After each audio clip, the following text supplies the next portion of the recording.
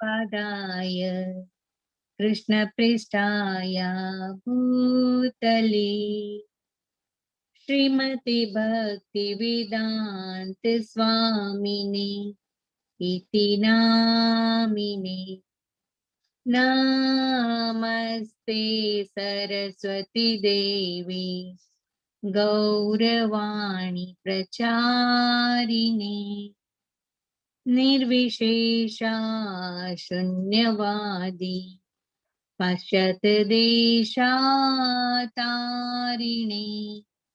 जय श्री कृष्ण चैतन्य प्रभु नित्यानंद श्री अद्वैत गदाधरा श्रीवासादि गौर भक्तवृंदा हरे कृष्णा कृष्ण कृष्ण हरे हरे हरे राम राम राम हरे हरे हरे कृष्णा। श्रील प्रभुपाद की जय। हरे कृष्ण। हरे कृष्ण माताजी, धन्यवाद माताजी। हरे कृष्ण, जय श्री कृष्ण टू सर्वेने। ચાલો આપણે આજે શરૂ કરીએ શ્રીમદ ભગવદ ગીતાનો અધ્યાય 6 જેનું નામ છે ધ્યાન યોગ. ધ્યાન યોગ પહેલા આપણે એક વર્ડને સમજી લઈએ, યોગ. યોગ એટલે કે આપણે ભગવાન શ્રી કૃષ્ણ સાથેનું મિલન, એટલે કે યોગનો વર્ડનો લિટરલ મિનિંગ છે કે બે ચીજનું મિલન અથવા બે ચીજનું કોમ્બિનેશન, બે વ્યક્તિનું મિલાપ. આ રીતે આપણે અહીંયા છે ધ્યાન યોગ. એટલે ધ્યાન યોગનો અલ્ટિમેટ એમ શું છે કે ભાઈ ભગવાન સાથેનો મિલાપ કરવો, આપણે ભગવાનની સાથે આપણે મળવું. એના માટે આપણે ધ્યાન ધરીએ છીએ, મનમાં આપણે ધ્યાન ધરીને આપણે ભગવાનની પ્રાપ્તિ માટે એ કરીએ છીએ. એટલા માટે આપણે કહીએ છીએ ધ્યાન યોગ. અને શ્રીમદ ભગવદ ગીતાના દરેક અધ્યાયમાં છેલ્લે યોગ શબ્દ આવે છે, કારણ કે એ આપણને ભગવાનની સાથે મિલન કરાવે છે. જેમ કે અર્જુન અને ભગવાન શ્રી કૃષ્ણનો સંવાદ થયો હતો, એ લોકોનું મિલન થયું હતું, એ રીતે દરેક અધ્યાયમાં આપણે ભગવાન શ્રી કૃષ્ણની સાથે આપણે અનુભૂતિ કરી શકીએ છીએ, મિલનની આપણે પ્રાપ્તિ કરી શકીએ છીએ. એટલા માટે યોગ શબ્દ આવે છે. તો હવે આને આપણે જોઈએ કે આજની તારીખમાં ધ્યાન યોગનું એકચ્યુઅલી મિનિંગ શું છે. આજે જેમ કે ઘણા શું છે આવી રીતે યોગનો બધો મિનિંગ કરે છે, કંઈક ને કંઈક એવા ઉટપટાંગ એક્સરસાઇઝ કે કંઈ આપણે કહી શકીએ કે જેને લોકો યોગનું નામ આપે છે, પણ હકીકતમાં આ બધું કોઈ ચીજ યોગ છે નહીં. અને યોગ આજની તારીખમાં એટલું બધું પ્રચલિત થઈ ગયું છે અને નેગેટિવ રીતે પ્રચલિત થઈ ગયું છે કે બધા એને બિઝનેસ અને કોમર્શિયલ તરીકે ટ્રીટ કરવા લાગ્યા છે, અને યોગ કરીને બહુ મોટું પ્રચલિત થઈ ગયું છે. ઇવન આપણે આપણા વર્લ્ડમાં અત્યારે યોગા ડે કરીને પણ સેલિબ્રેટ થાય છે, પણ એકચ્યુઅલી એ જે આપણે બધું યોગા ડે ને બધું સેલિબ્રેટ કરીએ છીએ એનો અલ્ટિમેટ એમ શું આપણે એ પ્રમાણે કરીએ છીએ, આપણે એમાં કેટલું આપણને કવર થાય છે અને કેટલું કવર નથી એ આપણને આ અધ્યાય દ્વારા આપણને સમજાશે. હવે જેમ કે અહીંયા થોડા ઘણા પેલા પિક્ચર્સ આવશે જેનો આજની તારીખમાં આપણે કોમર્શિયલાઇઝેશન અને બિઝનેસ તરીકે યોગા વર્ડ યુઝ થાય છે અથવા યોગ વર્ડ યુઝ થાય છે એ જોઈ લઈએ. એક તો આપણે એક નાટકીય પિક્ચર છે સામે આપની સામે, એવી જ રીતે આપણે એક એવા નાટકીય પોઝ આપેલા છે જે બધા કેવી રીતે ટાઈપને કરતા હોય છે અને યોગ પોતાને કહે છે, યોગી તરીકે વર્ણવે છે. હવે આ તો હદ થઈ ગઈ, પોતાનું અડધું માથું અંદર નાખીને તમે જો એક જાતનો આમ દંભ કરી રહ્યો છે, બધાને દેખાડો કરી રહ્યો છે, અને પર્પસ શું છે તો કેવી ભીખ માંગવી, બીજું કઈ છે નહીં યોગ કરીને, આવા ટાઈપના યોગા કરીને. અને આ બધા જે જીમમાં ને બધા જે યોગ ચાલે છે દેખાડે છે બધું એ પ્રમાણે. આ તો બિયર યોગા, યોગની સાથે કેટલું ભ્રષ્ટ ઓલું બધું દેખાડે છે. ભાઈ બિયર પીને આપણે કઈ રીતે ભગવાનની સાથે મિલન કરી શકીએ, બિયર યોગા. આ તારે આપણે ગોટ યોગા એટલે કઈ કોઈ ચીજ છે જ નહીં આમ જોવો તો, પણ બધા કેવી રીતે બધું દેખાડતા હોય ને કરતા હોય છે. આ આપણે ચેર યોગા. એવી રીતે આજની તારીખમાં યોગાનો મિનિંગ એટલો બધો વાઇડ સ્પ્રેડ થઈ ગયો છે અને એટલો બધો મિસયુઝ થાય છે અને એટલું બધો એના નામે બધા બિઝનેસ પ્રવૃત્તિઓ ને બધું ચાલે છે કે વાત ન પૂછો. બધા કોઈ આપણને કહે છે ને કે ભાઈ યોગા તમે ક્લાસીસ શું કામે જોઈન કર્યા, આપણે એને પર્પઝ પૂછીએ તો કોઈ કે શું આપણને વેઇટ લોસ માટે, કોઈ આપણને શું કે મનની શાંતિ માટે. એવી રીતે ટાઈપના ડિફરન્ટ પર્પઝ મળે, પણ એકચ્યુઅલી જે મેઇન છે કે ભાઈ યોગા એટલે કે યોગ આપણે ભગવાનની સાથે મિલન કરવાનું છે, એવું કાંઈ આપણને જોવા મળતું નથી. આ તમે જોઈ શકો છો ચેર યોગા, પછી pregnancy yoga, yoga for mental health, even આ તો થઈ ગઈ જેમ કે યોગા ફોર કેટ, બિલાડી માટે બી યોગા. ઓકે, પાછા હજી એવા થોડા ઘણા બીજા આપણે ફોટા જોઈ લઈએ. યોગા ફોર જેમ કે weight loss and for you, office yoga, tennis yoga, yoga secrets for business success. ખબર નહીં આમાં શું છે બિઝનેસ સક્સેસ, યોગા કરવાથી કેવી રીતે બિઝનેસ સક્સેસ મળી જતી હશે, ગોડ નોઝ. એનીવે ચાલો આ બધું જોયા પછી હવે આપણે જાણશું આ ચેપ્ટરમાં અષ્ટાંગ યોગમાં. અષ્ટાંગ યોગ એટલે કે જેનું નામ જેના ઉપરથી આવ્યું છે અષ્ટ એટલે કે 8 અને અંગ એ બેનો બંનેની વર્ડની સંધિ થઈ છે એટલે કે અષ્ટાંગ વર્ડ થયું. અષ્ટ અંગ બંનેને જોઈન કરીને અષ્ટાંગ યોગ. હવે આપણે અષ્ટાંગ યોગ એટલે શું છે એ જાણીએ આપણે આ અધ્યાયમાં. અષ્ટાંગ યોગ એટલે 8 અંગનો સંબંધ. હવે આપણે એક વાર જોઈએ આપણી બોડી જે છે એ 8 જગ્યાએથી ફોલ્ડ થઈ છે.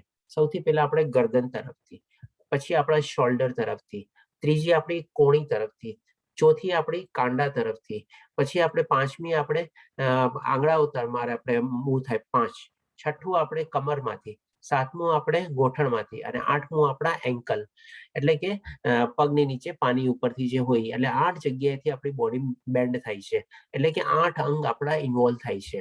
અને બીજો એક અષ્ટાંગ અંગનો મતલબ છે 8 એની પ્રોસેસ છે આખી યોગની. એ 8 પ્રોસેસ જ્યારે કમ્પ્લીટ થાય ત્યારે જઈને આપણે ભગવાનની સાથે મિલન થાય, ભગવાનની સાથે સમાધિ થાય, ભગવાનની સાથે આપણે એકરૂપ થઈ જઈએ અને એ 8 સ્ટેજ એના આપેલા છે. તો હવે આપણે એ સમજશું કે 8 સ્ટેજ ક્યાં ક્યાં છે. સૌથી પહેલા આવે છે આપણે યમ. યમ એટલે કે બધા બાહ્ય શિસ્તો એટલે કે એક્સટર્નલ ડિસિપ્લિન્સ બધી. જેમ કે આપણે એક જગ્યાએ સરસ રીતે બેસવું, શાંત રહીને બેસવું, પછી આપણે કેવી આપણી બોડી પોઝિશન ની બધું હોવું જોઈએ એ બધું બી આપણે આમાં સમજશું કેવી રીતે છે બધું. ત્યાર પછી નિયમ એટલે કે આંતરિક નિયમ આપણે કેવી રીતે પાળવા જોઈએ, આપણું મન શેમાં કેન્દ્રિત થવું જોઈએ, નજર આપણી બંધ રાખીને કઈ તરફ આપણે જોવાનું હોય, આસન એટલે કેવી આપણી બેસવાની પોઝિશન હોય, ત્યાર પછી આપણે પ્રાણાયામ એટલે શ્વાસ ઉપર આપણે નિયંત્રણ મેળવવાનો, શ્વાસને આપણે કંટ્રોલમાં રાખવાનો અને આપણી બધી જેટલી ઇન્દ્રિયો અને ઇન્દ્રિયોના વિષયો છે બધાને આપણા વશમાં કરવાની, કાબુમાં કરવાની. ત્યાર પછી પ્રત્યાહાર એટલે કે બધી આપણી ઇન્દ્રિયોને આપણે સંપૂર્ણ રીતે આપણામાં સમાવી લેવાની. પછી આવે છે ધારણ એટલે કે એકાગ્રતા. અને જ્યારે એકવાર બધી આપણું મન ક્યાંય ભટકતું ન હોય, કોઈ જગ્યાએ આપણા મનમાં વિચાર ન હોય, ત્યારે આપણું મન એક જગ્યાએ સ્થિર થઈ જાય છે, ફોકસ થઈ જાય છે, કન્સન્ટ્રેટેડ થઈ જાય છે એટલે કે આપણે પૂરેપૂરું એના ઉપર આપણે ધ્યાન આપી શકીએ છીએ, એકાગ્રતાથી આપણે મનન કરી શકીએ છીએ અને ધ્યાન આપી શકીએ છીએ. તો એ થયું ધરણ સ્ટેજ. અને પછી સાતમું આવે છે ધ્યાન. જ્યારે આપણે ધરણ સ્ટેજમાં આપણે ટોટલી એબ્ઝોર્બ થઈ ગયા હોય, આપણે એમાં ટોટલી ફોકસ થઈ ગયા હોઈએ, ત્યારે પછી આપણું ધ્યાન શરૂ થાય છે. ધ્યાન કોનું શરૂ થાય છે તો કે પરમાત્મા વિશેનું ધ્યાન શરૂ થાય છે. પરમાત્માનું જ આપણે ચિંતન કરીએ છીએ અને જ્યારે આપણું ધ્યાન એક સર્ટેન લેવલ સુધી પહોંચી જાય, જ્યારે આપણને બીજું મનમાં કાંઈ દેખાય નહીં, ફક્ત એ જ દેખાય અને મનમાં આપણને એમના દર્શન થાય, ત્યારે એ રીતે આપણે સમાધિ સ્ટેજમાં એટલે કે સંકલન થઈ ગયા એટલે કે આપણે અને આપણી આત્માનું આપણે મિલન થઈ ગયું અને આપણે એકરૂપી રીતે એમાં સમાઈ ગયા. આ રીતે આપણે 8 સ્ટેજ છે જે આપણે અષ્ટાંગ રૂપમાં જાણીએ છીએ. હવે આપણે જોઈએ કે આ બધાના થોડા ઘણા આપણે ડિસ્ક્રિપ્શન્સ બી સમજી લઈએ કે ભગવદ્ ગીતામાં ક્યાં ક્યાં આ બધાના કેવી રીતે ડિસ્ક્રાઇબ કરેલા છે. સૌથી પહેલા આપણે 6થો શ્લોક મેળવી લઈએ, કારણ કે ધ્યાન ધરવું એના માટે સૌથી વધારે જરૂરી ચીજ શું છે તો કે ભાઈ મનને વશમાં કરવું, મનને કંટ્રોલમાં કરવું, અને જે આજની તારીખમાં બહુ ડિફિકલ્ટી છે. એટલા માટે 6થા શ્લોકમાં અર્જુન કહે છે જેણે મન પર ભગવાન શ્રી કૃષ્ણ કહે છે જેણે મન પર વિજય મેળવ્યો છે તેને માટે મન એ સર્વશ્રેષ્ઠ મિત્ર છે, પણ જે આમ કરવામાં નિષ્ફળ નીવડ્યો છે તેને માટે મન એ સૌથી મોટો શત્રુ છે. એટલે આ સંસારમાં આપણે જોઈએ ને કે ભાઈ સૌથી મોટો આપણો જો મિત્ર અને શત્રુ જો હોય, આ રીતે ભગવાન શ્રી કૃષ્ણના કહેવા પ્રમાણે તો આપણું મન જ છે. મન સિવાય આપણો બીજો કોઈ મોટો શત્રુ બી નથી અને મન સિવાય બીજો કોઈ આપણો મિત્ર બી નથી. હવે કેવી રીતે? જેમ કે આપણે એક એક્ઝામ્પલ લઈએ નાનો મોટો કે ભાઈ આપણને કોઈ ઈચ્છા હતી કોઈ ચીજની, હવે એ ચીજ માની લો આપણા માટે મેળવવી બહુ મુશ્કેલ છે અને નેક્સ્ટ ટુ ઇમ્પોસિબલ જેવું કહી શકીએ આપણે. તો હવે જ્યારે આપણે મનને આપણે વશમાં કરી લઈએ, કંટ્રોલમાં કરી લઈએ, તો આપણે મનને આપણે વાળી લઈએ. મનને આપણે વાળી લીધું, આપણી અંદર સમાવી લીધું અને મનને આપણી સાથે આપણે સખડું બેસાડી દીધું અને શાંત પાડી દીધું, તો આપણો મિત્ર થઈ ગયો. પણ હવે જો એ મનને આપણી જે ઈચ્છા હોય, જે મેળવવી આપણને બહુ મુશ્કેલ છે અને એના તરફ જ આપણે આપણા વિચારોને બધી આપણી લાગણીઓને એની સાથે સાથે જોડતા જઈએ, તો આપણને જ્યાં સુધી ચીજ ન મળે ત્યાં સુધી આપણે એની પ્રાપ્તિ માટે કેટલા દુઃખી થઈએ છીએ, કેટલા વ્યર્થ પ્રયત્નો કરીએ છીએ, કેટલા ઘણીવાર ખોટા ખરા કામ બી કરીએ છીએ. તો આ રીતે આપણે એ બધા કર્મો બધા કરીને આપણે બંધાઈ જઈએ છીએ. એટલે કે શત્રુ જ આપણો સૌથી મોટો જે શત્રુ જે છે એ આપણું મન જ બેસીને થઈ ગયું. હવે જો ઈ ટાઈમે આપણે આપણા મનને વાળી લીધું હોય, મનને આપણા નિયંત્રણમાં લઈ લીધું હોય, મનને આપણા કંટ્રોલમાં લઈ લીધું હોય અને એને સખડું બેસાડી દીધું હોય તો ડેફિનેટલી આપણને સુખ જ સુખ છે, શાંતિ છે, આપણને કોઈ જાતનો કોઈ પ્રોબ્લેમ છે નહીં. એટલે આ રીતે આપણે કહી શકીએ કે ભાઈ મન જ આપણો સૌથી મોટો મિત્ર છે અને મન જ આપણો સૌથી મોટો દુશ્મન બની બેઠો છે. એટલા માટે આપણામાં એક કહેવત બી છે કે ગાય અને મન જ્યાં દોરે ત્યાં જાય. એટલે કે જેમ જેમ તમે ગાય અને મનને જો દોરો એ પ્રમાણે લોકો ચાલવાના છે.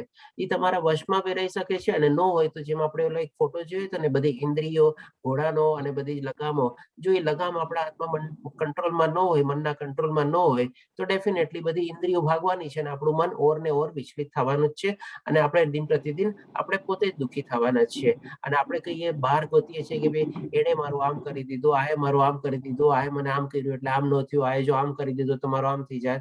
એ બધું કરવા કરતા આપણું જો મનને જ આપણે વાળી લઈએ અને શાંત બેસાડી દઈએ અને આપણો મિત્ર રીતે બનાવી લઈએ તો પછી આપણો કોઈ શત્રુ છે જ નહીં ને આવા બધા કોઈ વિચારો બી ન આવે અને ઘણા બધા આપણે ખોટા કર્મોથી આપણે બચી જઈએ છીએ. તો આ રીતે ભગવાન શ્રી કૃષ્ણ કહે છે કે મન જ સૌથી મોટો મિત્ર છે અને સૌથી મોટો શત્રુ છે. હવે આ એક પિક્ચરલ રિપ્રેઝન્ટેશન તરીકે આપેલું છે કે આપણે માની લો આ પોતે છીએ અને આ માની લો આપણે મનને આપણા કંટ્રોલમાં કરી લીધું તો મનને આપણે મિત્ર બનાવી લીધો અને આ જો ન બનાવીએ તો આપણું મન આપણને જ ખાઈ જાય છે. એ છે ને કે ભાઈ આપણને કોણ ખાય છે તો કે અંદર અંદરથી મન જ એને ખાય છે. એટલે કે આ રીતે આપણે આપણા મિત્ર મનને આપણા મિત્ર અથવા દુશ્મન બંને રીતે બનાવી શકીએ. હવે અહીંયા એક ભગવાન શ્રી કૃષ્ણ કમ્પેરિઝન બી આપેલી હતી તો એ આપણે જોઈએ કે મન અગ્નિ જેવું છે. જ્યારે નિયંત્રિત થાય છે ત્યારે તે ચમત્કારો લાવી શકે છે, જ્યારે નિયંત્રણ બહાર હોય છે ત્યારે દ્રષ્ટિગોચર થતી દરેક વસ્તુને બાળી નાખે છે. તો અહીંયા એક આપણે એક્ઝામ્પલ આપેલો છે, જેમ કે જંગલમાં આગ લાગી હોય. હવે આ આગ તો કોઈ પ્રગટાવા નથી ગયો, એના મેળે આગ લાગી હોય છે, પણ આ આગને નિયંત્રણ કરવી કેટલી ડિફિકલ્ટ છે. તો આ કેટલો મોટો સર્વનાશ સર્જી શકે. પણ હવે એ જ આગને આપણે માની લ્યો કન્સન્ટ્રેટેડ અને ફોકસ કરી રાખીએ અને એને ડાયરેક્શન આપી દઈએ, દિશા આપી દઈએ તો એક રોકેટને આપણને ક્યાંથી ક્યાં આપણને પહોંચાડી શકે. તો આ જ રીતે જો આપણે મનને આપણા કાબુમાં રાખીએ, આપણા વશમાં રાખીએ અને એને સાચી મનમાં જે પ્રબળ ફોર્સ છે એને સાચી આપણે દિશા આપીએ તો એ પણ આપણો સારો મિત્ર બનીને આપણને ક્યાંથી ક્યાં પહોંચાડી દે. નહીં તો અધરવાઇઝ તો આપણું મન જ આપણને વેર વિખેર કરી નાખીએ, આપણું મન જ આપણને સત્યનાશ કરી નાખીએ, આપણું મન જ આપણનો ટોટલી વિનાશ નોતરે, જેમાં જંગલનો વિનાશ નોતરી શકે ભયંકર આગ. આ રીતે આપણે મન છે આપણે એને એક કમ્પેરિઝન તરીકે સમજ્યા. હવે આજની તારીખમાં જોઈએ ને તો આપણે જે મનને કંટ્રોલ નથી કરી શકતા એના માટે ઘણી બધી એવી ઇન્ટરનલી આપણે બીમારી બીઓ થાય છે, જેમ કે હાઈ બ્લડ પ્રેશર, પછી આપણે ડાયાબિટીસ, અલ્સર, અલ્ઝાઇમર ડિસઓર્ડર વગેરે ઘણા બધા એવા, જેમ કે ઘણા લોકોને એવા મેન્ટલ પ્રોબ્લેમ થાય છે, સ્ટ્રેસ, ટેન્શન અને ડિપ્રેશન થાય છે કારણ કે ઈચ્છાઓ પૂરી ન થઈ હોય, ઘણા બધા એફર્ટ આપ્યા હોય તોય કંઈ બનતું ન હોય, કામ ન થતું હોય. આ બધા કારણે ઘણી બધી એવી ચિંતાઓને એનાથી ઘેરાઈ જાય છે. અથવા તો મોટા ભાગના રોગો જે માનવ જાતિને જાણીતા છે તેનો પણ ઈલાજ થઈ શકે છે. હવે આ જ ચીજને જો આપણે સારી રીતે વાપરીએ તો એ આપણી જે અંદર બીમારી હોય એ છે ને કે ખરાબમાં ખરાબ બીમારી એટલે કે કેન્સરને બી આપણે આપણા મન દ્વારા આપણે એને ઈલાજ કરી શકીએ છીએ. આના સંદર્ભમાં છે ને હું આપને એક ચોપડીનું નામ આપીશ, જો એ આપ વાંચશો ને તો આપણને એમાં જાણવા મળશે કે દરેકે દરેક બીમારીનું આપણા શરીરની અંદર ઉદ્ભવ સ્થાન આપણું મન અને આપણા વિચારો છે. અને એ જ આપણું મન અને આપણા વિચારો એ જ બીમારીને મારી શકે છે, એ જ બીમારીને સુધારી શકે છે અને આપણા ફરીથી પાછા સાજા સારા બી થઈ શકે છીએ. તો એ ચોપડી છે તમારે you can heal your life by Louise Hay. એમ હોય તો હું ચેટ બોક્સમાં ટાઈપ કરી દઉં છું, જેને ઇન્ટરેસ્ટ હોય વાંચી શકે છે એ ચોપડી.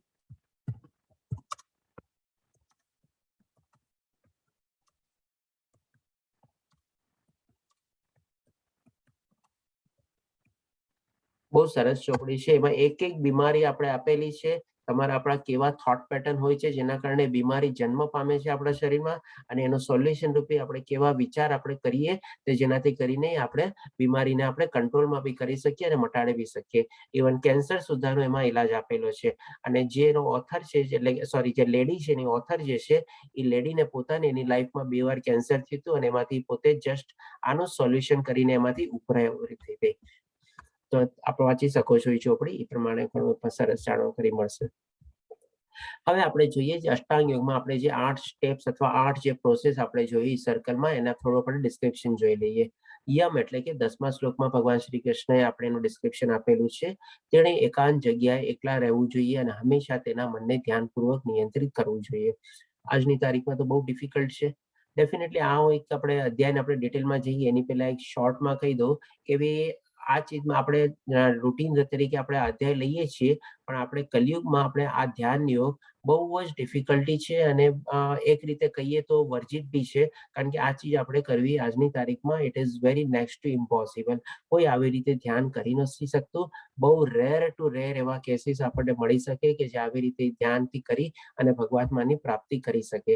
પણ એનું સોલ્યુશન શું છે એ પણ આપણે આ અધ્યાયમાં જાણશું. ભગવાન શ્રી કૃષ્ણજી આપણને બતાવે છે છેલ્લા શ્લોકમાં, તો એના પ્રમાણે આપણે આગળ વધશું. પણ જસ્ટ આપણી જાણકારી માટે આપણે બધું કવર કરવું જોઈએ, આપણે જ્ઞાન મેળવવું જોઈએ, તે માટે આપણે એને લઈ લઈએ અહીંયા.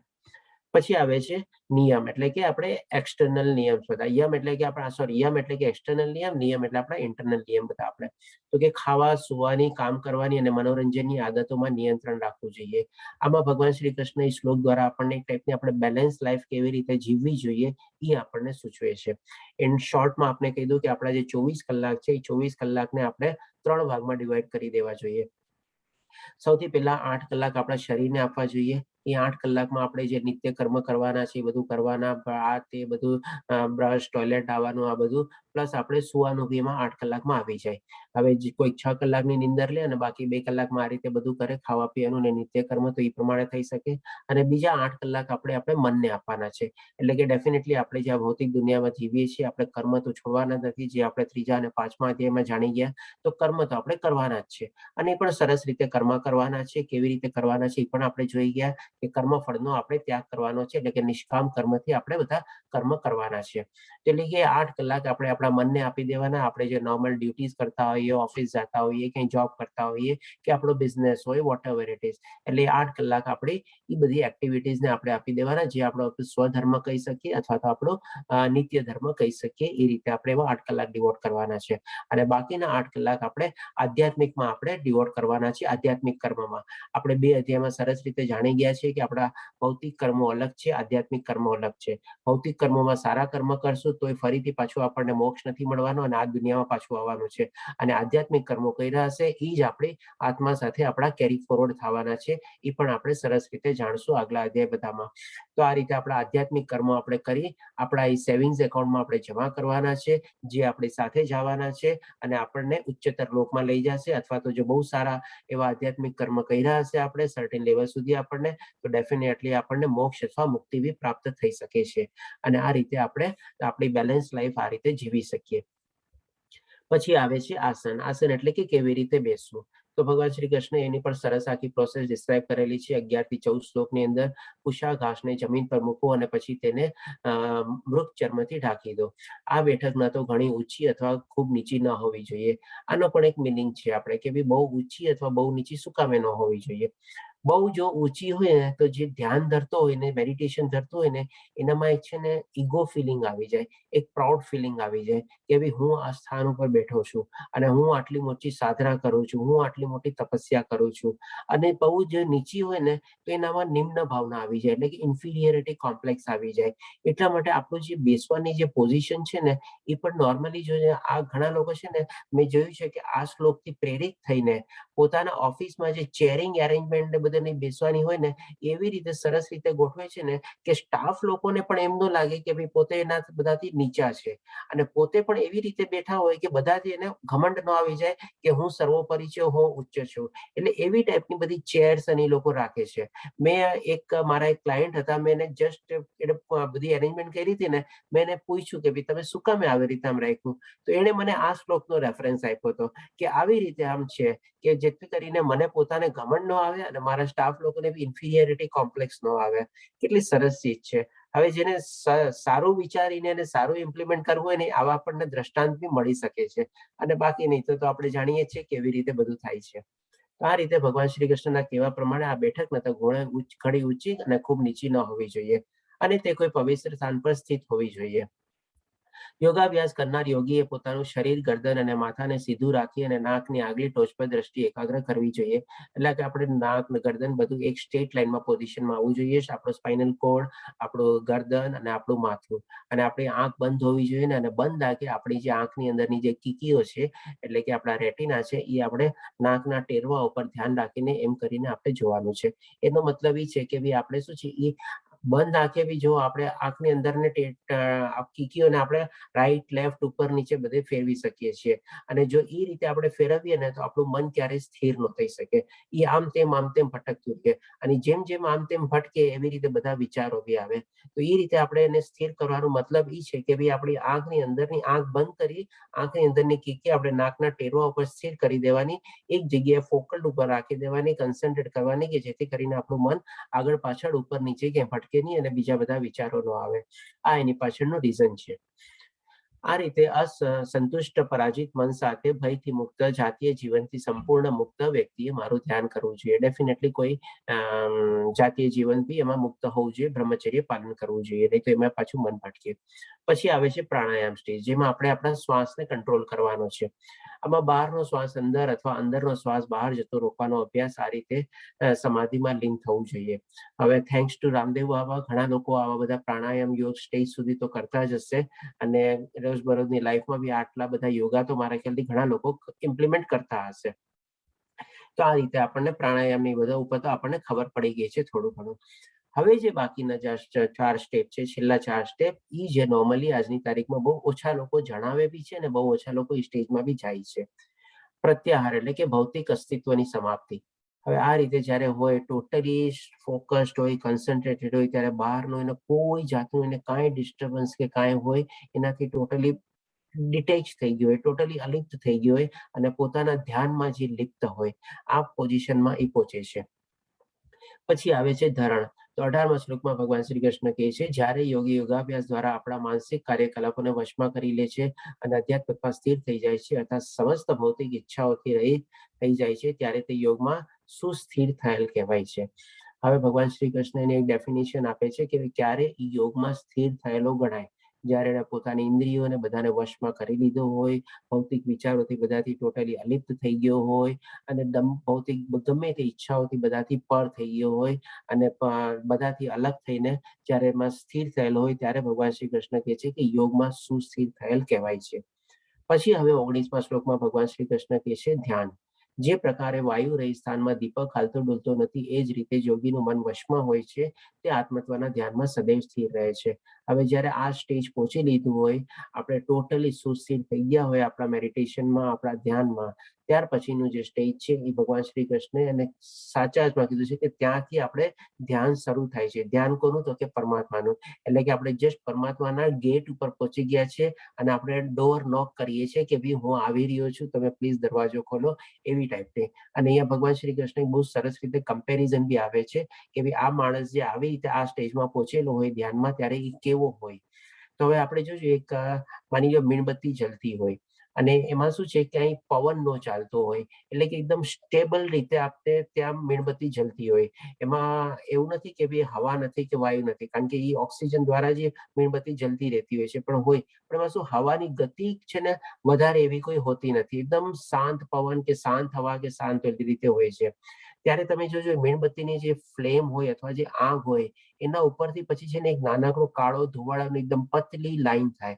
તો જ્યારે આવી રીતે કોઈ આપણે વાયુ રહિત અથવા તો બહુ લિમિટેડ એર કન્ડિશન હોય, હવાની ગતિ હોય, ત્યારે મીણબત્તી જલતી હોય ને, ત્યારે એની જે ઉપરથી જે અગ્નિ જેની ઉપરથી જે કાળી ધુવાળો નીકળે, એની એકદમ લાઈન છે ને એકદમ સ્ટ્રેટ જાય અને એકદમ ઉપરની તરફ જાય. એટલે કે આની સાથે ભગવાન શ્રી કૃષ્ણ કમ્પેરિઝન કરે છે.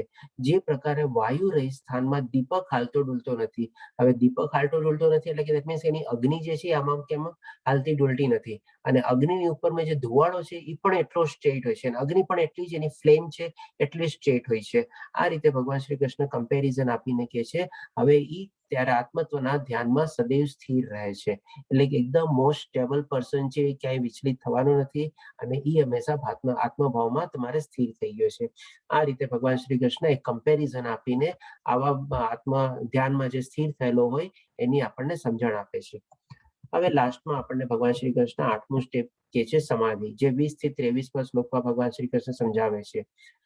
યોગી મોટામાં મોટી મુશ્કેલીઓમાં પણ વિચલિત થતો નથી. આ સ્થિતિ નિસંદેહ ભૌતિક સંસારને કારણે ઉત્પન્ન થવા વાળા સમસ્ત દુઃખોથી વાસ્તવિક મુક્તિ છે. હવે આમાં મને કોઈ એક એક્ઝામ્પલ આપી શકશે? જેમ આપણે આગલા અધ્યાયમાં એક સ્ટોરી બી લીધી હતી આના રિલેટેડ એક, કે જો આવો મનુષ્ય હોય જે આટલી રીતે ડીપ મેડિટેશનમાં ઇન્વોલ્વ હોય, એને ગમે તેટલા બહારના એટ્રેક્શન કે કાંઈ બી આવે ને એને કોઈ હલાવી ડુલાવી શકતો નથી અને એ પોતાના ધ્યાનમાં જ રહે છે. કોઈને યાદ છે આપણે શું કઈ સ્ટોરી લીધી હતી? હરે કૃષ્ણ. કોઈ કહી શકશે મને? ચેટ બોક્સમાં બી આપ ટાઈપ કરી શકો છો. મારા ખ્યાલથી આપણે ગઈકાલે જ લીધી હતી સ્ટોરી. ઓકે, એનીવે ચાલો. હરિદાસ ઠાકોરજી, ધન્યવાદ કેતુલ પ્રભુજી. હા, હરિદાસ ઠાકુર હતા, એ એટલા ધ્યાનમાં ને મંત્ર જાપમાં એમાં લીન હતા કે ગમે તેટલું આવે એને કોઈ વિચલિત કરી શકતા નથી. તો આ રીતે આપણે એની સાથે કમ્પેરિઝન કરી શકીએ. બાકી ડેફિનેટલી આપણી સામે વિશ્વામિત્રજીનો બી એક્ઝામ્પલ છે જ. તો આ આપણે 8 સ્ટેજ આપણે સમજી ગયા અને 8 આપણે જે અષ્ટાંગ યોગની પ્રોસેસ છે, 8 પ્રોસેસીસ એ આપણે જાણી. હવે અર્જુન કે છે, હવે આ બધી આખી પ્રોસેસ સરસ રીતે ભગવાન શ્રી કૃષ્ણ ડિસ્ક્રાઇબ કરે છે અને અર્જુનને કહે છે. હવે સાંભળી લીધા પછી અર્જુન શું કે છે એ જોઈએ આપણે. હે કૃષ્ણ, કારણ કે મન ચંચળ, અસ્થિર, ઉચ્છૃંખલ, દુરાગ્રહી તથા અત્યંત બળવાન છે. અંતે મને એને વશમાં કરવું એ વાયુને વશમાં કરવાથી પણ વધારે અઘરું લાગે છે. હવે જ્યારે અર્જુન જેવો મહારથી આવા શબ્દો કે ભાઈ મનને ચંચળ છે, દુરાગ્રહી છે, ઉચ્છૃંખલ છે, અત્યંત બળવાન છે અને એને વાયુમાં વશ કરવા કરતા પણ વધારે અઘરું છે. અર્જુન જેને આપણે એટલું મન એકાગ્ર હતું, એટલું મન ફોકસ્ડ હતું કે જેને જ્યારે ગુરુ દ્રોણાચાર્ય કહે છે કે ભાઈ તને પક્ષીમાં ઓલા ઝાડમાં કોણ દેખાય છે? તો કે મને પક્ષીની આંખ સિવાય બીજું કાંઈ દેખાતું નથી. એટલું સરસ રીતે પોતાનું નિશાન ચૂકને આપણે લગાવતો હતો અને એટલું સરસ એનું ફોકસ અને કન્સન્ટ્રેટેડ માઇન્ડ હતું. પછી ફરીથી પાછું જ્યારે એનું દ્રૌપદીના સ્વયંવર થાય છે ત્યારે પણ એટલું જ મન એમનું સ્ટ્રોંગ અને પાવરફુલ હતું અને ફરીથી પાછું એટલું સરસ રીતે ફોકસ અને કન્સન્ટ્રેટ કરીને મત્સ્યવેદ કરે છે દ્રૌપદીના સ્વયંવરમાં અને દ્રૌપદીને મેળવે છે. તો હવે આટલો જ્યારે પાવરફુલ ક્ષત્રિય હોય અને ઇવન એને એકાંત સ્થાનમાં રહેવામાં કોઈ પ્રોબ્લેમ નહોતો. 12 વર્ષનો વનવાસ ભોગવીને આવ્યો હતો, તો એને જંગલમાં રહીને બી જવામાં શું વાંધો હોય? એ તો ત્યાં બી રહી શકે. ઉલટાને એને 12 વર્ષમાં તો આખી સરસ મજાની ટ્રેનિંગ બી મળી ગઈ હોય કે ભાઈ ક્યાં કેવી રીતે રહેવું કરવું બધું. તેમ છતાં બી અત્યારે જ્યારે ભગવાન શ્રી કૃષ્ણને ધ્યાન યોગ વર્ણવે છે આખો 33મા શ્લોક સુધી, ત્યાર પછી કે છે કે ભાઈ મને તો લાગે છે કે વાયુને વશમાં કરવા કરતા હવે પાછું પોતાના પ્રત્યે બી કેવી સરસ રીતે કમ્પેરિઝન વાપરે છે કે એની પાસે એવા શસ્ત્રો ને બસ્ત્રો બી હતા એ ટાઈમમાં કે વાયુને એટલે કે પવનને બી કંટ્રોલમાં કરી શકે, પણ એના કરતા પણ એને કહે છે કે ભાઈ મને અઘરું લાગે છે. કારણ કે એ ટાઈમમાં ડેફિનેટલી એવા બધા શસ્ત્ર અને અસ્ત્ર બધા હતા અને અર્જુન પાસે તો બધા દિવ્યાસ્ત્ર શસ્ત્ર બધા આવેલા જ હતા. અગ્નિ છે, વાયુ છે, પવન છે, પછી વરસાદ છે, કાંઈ બી એવા શસ્ત્ર ચલાવી શકતો હતો. તો એ પોતે કે છે કે ભાઈ દેટ મીન્સ કે એનામાં એ કેપેબિલિટી પાવર બી હશે કદાચ કે ભાઈ વાયુને બી વશમાં કરી શકતો હતો, પણ એ પોતે કે છે કે ભાઈ એના કરતા પણ મનને વશમાં કરવું અઘરું છે. હવે જો એના માટે એટલું અઘરું હોય અને એ પણ એ યુગમાં, તો આજની તારીખમાં કલિયુગમાં આપણા માટે કેટલું અઘરું હોઈ શકે? Can anyone imagine, believe? It is next to impossible. આપણે મનને કરવું બહુ જ અઘરું છે, પણ ડેફિનેટલી ભગવાન શ્રી કૃષ્ણ આનું પણ સોલ્યુશન આપે છે અને આજની તારીખમાં બી જો આપણે કરવા ધારીએ તો કરી શકીએ, પણ એ કેટલું ડિફિકલ્ટ છે એ જોઈએ. ભગવાન શ્રી કૃષ્ણ સોલ્યુશન શું આપે છે એ જોઈએ. તો 35મા શ્લોકમાં કહે છે ભગવાન શ્રી કૃષ્ણે કહ્યું, હે મહાબાહો કુંતી પુત્ર, નિસંદેહ ચંચળ મનને વશ કરવું તે અત્યંત અઘરું છે. ભગવાન શ્રી કૃષ્ણ પોતે બી એડમિટ કરે છે કે હા, તારી વાત સાચી છે, ચંચળ મનને વશમાં કરવું બહુ અઘરું છે, પરંતુ સોલ્યુશન, 2 સોલ્યુશન આપે છે. યથા યોગ્ય અભ્યાસ એટલે કે કન્ટિન્યુઅસ પ્રેક્ટિસ, એટલે કહેવાય છે ને આપણે પ્રેક્ટિસ મેક્સ ધ પરફેક્ટ, એટલે પ્રેક્ટિસ પ્રેક્ટિસ પ્રેક્ટિસ એટલે કન્ટિન્યુઅસ. યથા યોગ્ય અભ્યાસ તથા એટલે કે બીજું વૈરાગ્ય. વૈરાગ્ય શેનાથી? તો કે આપણા ઇન્દ્રિયોના વિષયોથી, આપણે શરીર સુખ માટે અને આપણે જે ભૌતિક દુનિયાના સુખો ને બધાના કહેવાતા સુખો પાછળ જે ભાગીએ છીએ એ બધી ચીજથી આપણને વૈરાગ્ય જ્યારે થઈ જાય ત્યારે તો ડેફિનેટલી આપણે એ રીતે મનને આપણે કંટ્રોલમાં કરી શકીએ છીએ, તેને વશ કરવું શક્ય છે. એટલે એકદમ ઇમ્પોસિબલ કે એવું બી નથી, પણ very very very very very difficult. આપણે પણ જો આ રીતે કરીએ, ડેઈલી થોડો ઘણો આપણે પ્રયાસ કરીએ અને આસ્તે આસ્તે આપણે મનને આપણી ઇન્દ્રિયો અને બધાના વિષયોથી કંટ્રોલમાં મેળવીએ તો એ પણ આપણે એને વશમાં કરી શકીએ છીએ. It is also very much likely that it can be controlled. એટલે કે ભગવાન શ્રી કૃષ્ણ આ બધામાં શનિ વર્ડ યુઝ કરે છે, એટલે કે slowly gradually we can do that. હવે પછી ભગવાન શ્રી કૃષ્ણ આ સમજાવ્યા પછી 37મા શ્લોકમાં અર્જુનનો એક પ્રશ્ન ઉભો થાય છે કે ભાઈ માની લો કોઈ માણસે પોતાના મનને વશમાં કંટ્રોલ કરવાની કોશિશ કરી, ઇન્દ્રિયોના વિષયોને કંટ્રોલમાં કરવાની કોશિશ કરી, ધ્યાન રૂપમાં આગળ વધવાની કોશિશ કરી, પણ ગમે તે કારણસર માની લો એ વિચલિત થઈ ગયો. હવે જેમ ગઈકાલે આપણે એક્ઝામ્પલ છે ને હરિદાસ ઠાકોરજીનો, હવે માની લે એટલા સરસ એ 192 માળાનો જપ કરતા હતા અને કદાચ કંઈક એવું થાય અને એ વિચલિત થઈ જાય તો એની પોઝિશન શું થાય? એ રીતે અર્જુન પૂછે છે. હવે અર્જુન પણ એમાં એક કમ્પેરિઝન આપે છે કે ભાઈ જેમ આપણે વાદળા હોય ને, વાદળામાં એક માની લો એક નાનકડું વાદળું છે ને છૂટું પડી ગયું હોય. હવે એ છૂટું પડેલું વાદળામાં છે ને એટલી એનામાં કેપેસિટી ને એટલું પાવર ન હોય કે વર્ષા રૂપે વરસી શકે, નહીં કે એનામાં એટલું બી મોટું વાદળું હોય કે બીજા લોકોને છાંયો બી આપી શકે. તો હવે આવી રીતે વાદળું જે છૂટું પડેલું હોય એવી રીતે અર્જુન કમ્પેરિઝન કરી છે કે જે માણસે માની લો અભ્યાસ યુગમાં થોડોક આગળ વધ્યો પણ અમુક કારણસર ત્યાંથી ઈ વિચલિત થઈ ગયો અને ત્યાંથી ભટકી ગયો અને પાછો ભૌતિક દુનિયાના બધા ઓલામાં ને એમાં લાગી ગયો. તો એ માણસની દશા શું? તો એ તો ન ઘરનો ન ઘાટનો થયો ને. એટલે આપણામાં કહેવત છે ને કે ધોબીનો કૂતરો ન ઘરનો ન ઘાટનો. તો આ રીતે અર્જુન પૂછે છે અને પછી પાછું ફરીથી 38મા શ્લોકમાં એવી કહે છે કે તમારા સિવાય મને મારો આ સંદેહ કોઈ ક્લિયર નહીં કરી શકે, તમે મને એનો જવાબ આપો. તો આનો જવાબ રૂપે ભગવાન શ્રી કૃષ્ણ 41મા અને 42મા શ્લોકમાં સમજાવે છે. પેલા 41મા શ્લોકમાં જોઈએ એટલે અહીંયા 37મા શ્લોકમાં અર્જુનનો એક પ્રશ્ન હતો કે જે વ્યક્તિ યોગમાં સફળતા પ્રાપ્ત કરવા નિષ્ફળ જાય તેનું સ્થાન શું છે. પછી 41મા શ્લોકમાં ભગવાન શ્રી કૃષ્ણ કહે છે અસફળ યોગી પરમાત્માના લોકમાં અનેક વર્ષો સુધી સુખ ભોગવ્યા પછી, ધેટ મીન્સ કે જે હવે ભગવાન શ્રી કૃષ્ણ છે ને યોગી વર્ડ વાપરે છે. હવે અસફળ યોગી વર્ડ વાપરે છે એટલે કે એકવાર એક અમુક સ્ટેજ સુધી પહોંચી ગયો, માની લો 5, 6 કે 7મા સ્ટેજ સુધી પહોંચી ગયો અને ત્યાંથી પછી ભટકી ગયો એટલે કે પાછું return back to the pavilion. ઘણી વાર એવું થાય ને કે બેટ્સમેન એકદમ 99 રન ઉપર આઉટ થઈ જાય, સેન્ચુરી નો થાય. તો એવી રીતે શું આ એ ટાઈપની સિચ્યુએશન થઈ કે ભાઈ 99 રન ઉપર આઉટ થયો તો એને કેવી રીતે, એટલે કે અસફળ યોગી ભગવાન શ્રી કૃષ્ણ એના માટે વર્ડ વાપરે છે. અસફળ યોગી પુણ્યાત્મા લોકોના લોકમાં અનેક વર્ષો સુધી સુખ ભોગવ્યા પછી. પુણ્યાત્મા લોકોના લોકમાં એટલે શું? સ્વર્ગલોક અથવા દેવી દેવતાઓનો જે અલગ અલગ લોક હોય એ લોકમાં જાય છે અને ત્યાં ઘણા વર્ષો પોતે ઘણા બધી સાધના કરેલી છે, ઘણી તપસ્યા કરેલી છે, તો એના ફળ રૂપે એ દેવી લોકમાં જાય છે, દૈવી લોકમાં જાય છે અથવા ઉચ્ચતર લોકમાં જાય છે અને ત્યાં પોતે સુખ ભોગવે છે બધું. અને એ ભોગવ્યા પછી જેમ કે અહીંયાના વિઝાની વેલિડિટી પૂરી થઈ ગઈ, સદાચારી લોકોના અથવા તો ગર્ભ શ્રીમંત લોકોના કુળમાં જન્મ પામે છે. એટલે કે અહીંયા ગર્ભ શ્રીમંત એટલે કે ગુણો દ્વારા સંપન્ન હોય, જ્ઞાન દ્વારા સંપન્ન હોય અને ડેફિનેટલી દ્રવ્ય દ્વારા બી સંપન્ન હોય, આવા લોકમાં એનો જન્મ થાય છે અને ફરીથી પાછી એની ત્યાંથી પોતાની આધ્યાત્મિક યાત્રા છે એ કેરી ફોરવર્ડ કરે છે. એક આ થયો. હવે બીજો જે છે કે બીજી અવસ્થા કે છે ભગવાન શ્રી કૃષ્ણ અથવા જો જે દીર્ઘ યોગાભ્યાસ પછી અસફળ રહ્યા તો, એટલે કે અહીંયા જે કન્ડિશન છે ને એ મારી લો 5, 6 કે એવી રીતે 7મા સ્ટેજ સુધી પહોંચ્યો અને ત્યાંથી પછી થયો. અને એક જણ જે છે કે જે ઓલમોસ્ટ 8મા સ્ટેજ સુધી પહોંચી ગયો હતો, એટલે કે સમજો ને કે એકદમ 99 રન થઈ ગયા હતા, એક રન માટે સ્ટોક બી મારી દીધો, રન લેવા માટે દોડી બી ગયો, પણ કંઈક એવું થયું ઓલા ફિલ્ડરે ડાયરેક્ટ થ્રો માર્યો અને ઈ રન ઇનકમ્પ્લીટ થઈ ગયો અને રન આઉટ થઈ ગયો. એવી ટાઈપની આપણે સિચ્યુએશન કલ્પી શકીએ.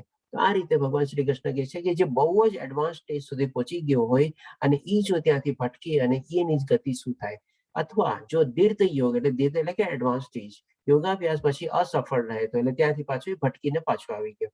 તે એવા અધ્યાત્મવાદીના કુળમાં જન્મ પામે છે કે જેઓ અતિશય જ્ઞાનવાન હોય છે. હવે એવા ભગવાન શ્રી કૃષ્ણ કહે છે કે લોકો એવા કુળમાં જન્મ પામે છે જે બહુ જ જ્ઞાની હોય. જ્ઞાન શેનું હોય? તો કે ભાઈ પીએચડી ડિગ્રી વાળા જ્ઞાની નહીં, જેને આધ્યાત્મિક જ્ઞાન હોય. અને આધ્યાત્મિક જ્ઞાન એટલે કે આત્મજ્ઞાન ને બધું છે, બધા પ્રત્યે સમત્વ ભાવ કેળવવાનો, ભગવાનના પાવર્સ ને એના ઐશ્વર્ય ને બધાને જાણવું, આ બધું જ્ઞાન એને હોય જે આપણે બધા શાસ્ત્રો ને બધામાં છે એવી રીતે.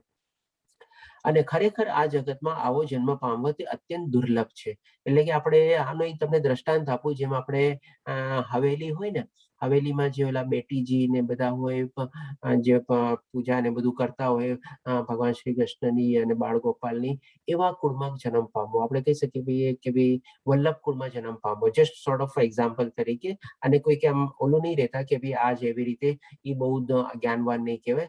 પણ એક જસ્ટ જે થોડી ઘણી લિમિટેડ ઓલું જે છે એના પ્રમાણે કે ભાઈ જે આવા કુળમાં જન્મ પામે એટલે કે વલ્લભ કુળમાં કે એવા કોઈ કુળમાં જન્મ પામે જે બહુ જ્ઞાનવાન ને હોય અને એમાં જન્મ પામવો પણ બહુ અત્યંત દુર્લભ છે.